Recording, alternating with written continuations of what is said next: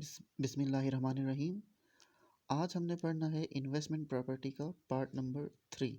इस पार्ट में हम पढ़ेंगे इन्वेस्टमेंट प्रॉपर्टी की इनिशियल मेजरमेंट। तो चलें अल्लाह का नाम लेकर लेक्चर का आगाज़ करते हैं। जब भी आप कोई प्रॉपर्टी एक्वायर्ड करते हैं या फिर कंस्ट्रक्ट करते हैं कैपिटल एप्रिसिएशन के लिए या फिर रेंटल के लिए, तो उस प्रॉपर्टी को इनिशियली IAS 16 में मेजर्ड होना चाहिए।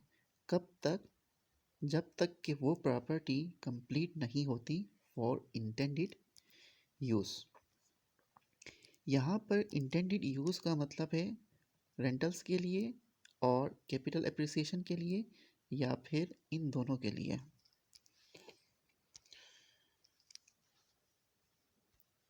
नेक्स्ट स्लाइड की तरफ हम मूव करते हैं।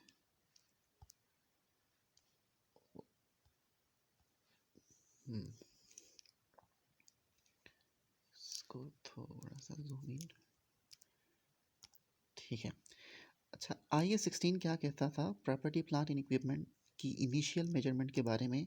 IAS 16 ये कहता था कि प्रॉपर्टी प्लांट एंड इक्विपमेंट को इनिशियली हमने मेजर करना है किस पर? Cost per. और कॉस्ट में क्या क्या चीज़ें क्या क्या जो है खर्चे शामिल हैं? तो वो सारी कॉस्ट जो कि एसेट्स को यूजेबल कंडीशन और लोकेशन में लाने के लिए लगती हैं, उन सारी कॉस्ट को हम एसेट की कॉस्ट के अंदर क्या करते थे? शामिल करते थे अंडर IAS 16।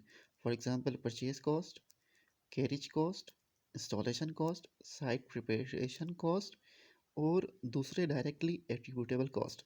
इसके अलावा दो और कॉस्ट थी जिसको भी हम क्या करते थे? एसेट की कॉस्ट में इंक्लूड करते थे। वो थी डिसमेंटलिंग कॉस्ट की present value and burrowing cost. Burrowing cost को हमने IAS 23 के अंदर पढ़ा था। अब अगर आप इसकी जो है जनरल एंट्रीज देखें, जनरल एंट्रीज पास करना चाहें तो क्या होंगी? देखें, जो एसिड है आपके पास टोटल इंक्रीज हुआ है 141,500। तो एसिड इंक्रीज होता है तो डेबिट होता है, तो एसिड को हमने क्या किया? डेबिट किया। किस नाम से? प्रॉपर्टी प्लांट एंड इक्विपमेंट के नाम से। अब हम सपोज करते हैं कि हमने परचेज कॉस्ट के लिए पैसे पे करे हैं, कैरेज कॉस्ट के लिए भी हमने क्या किया है? कैश पे किया है, and any other directly attributable cost के लिए भी कैश पे किया है। और जो बारोइंग कॉस्ट है, जो इंटरेस्ट है जिसने कैपिटलाइज होना था, उसके लिए भी हमने क्या किया है? पैसे पे किया है। तो कैश क्या होगा? कम होगा। तो टोटल कैश कितने से कम हुआ? 20,000 प्लस 5,000 प्लस 2500 प्लस 52,000।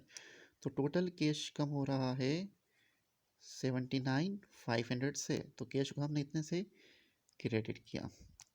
फिर हम सपोज करते हैं कि जो इंस्टॉलेशन कॉस्ट थी और जो साइट प्रिपरेशन कॉस्ट थी, उसको हमने उधार पर यानी क्रेडिट पर कराया है। तो पेबल क्या होंगे? इंक्रीज होंगे। तो पेबल इंक्रीज कितने से होंगे? 12,000 प्लस 10,000। ये देखें, पेबल क्रेडिट किया है 22,000 से। देन हमारे पास हमने क्या रिकॉर्ड किया था? डिसमेंटलिंग कॉस्ट की प्रेजेंट वैल्यू। डिसमेंटलिंग कॉस्ट की प्रेजेंट वैल्यू, और हमने क्या की थी? इसी अमाउंट की एक प्रोविज़न बुक की थी। तो प्रोविज़न फॉर डिसमेंटलिंग क्या होगी? क्रेडिट, क्योंकि प्रोविज़न भी क्या है? एक लाइबिलिटी है। इंक्रीज होती है तो क्रेडिट। जब इन सब का सम करेंगे, इन तीनों का सम करेंगे, तो हमारे पास आंसर बन रहेगा ये। तो डेबिट और क्रेडिट आपस में क्या हुए? बराबर हो गए। वंस प्रॉपर्टी क्या हो जाती है? कंप्लीट हो जाती है फॉर इंटेंडेड यूज़।